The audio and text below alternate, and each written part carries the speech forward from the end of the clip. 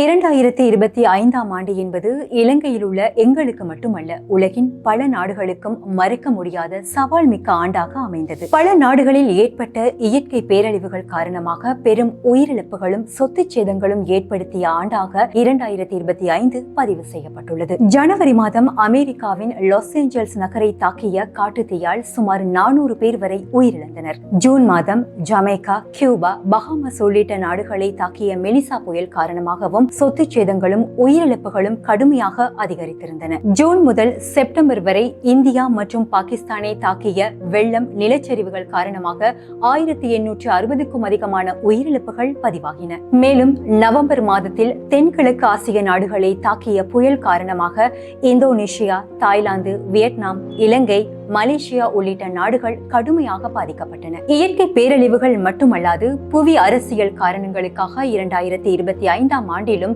மக்கள் போர்களால் கடுமையாக பாதிக்கப்பட்டனர். குறிப்பாக காசாவுக்கு எதிரான இஸ்ரேலிய போர், ரஷ்யா உக்ரைன் போர், தாய்லாந்து கம்போடியா போர், இந்தியா பாகிஸ்தான் போர், சூடான் உள்நாட்டு போர்களை முக்கியமாக குறிப்பிடலாம். எனினும் இந்த தடைகள் அனைத்திற்கு மத்தியிலும் உதயமாகும் 2026ஆம் ஆண்டை தன்னம்பிக்கையுடனும் அனைத்து மதங்களின் ஆசீர்வாதங்களுடன் ஒன்றுபட்டு வெற்றிகரமான ஆண்டாக மாற்ற நாம் அனைவரும் உறுதி பூணுவோம். உங்கள் அனைவருக்கும் நியூஸ் நவ்வின் மனம் நிறைந்த புத்தாண்டு வாழ்த்துக்கள்.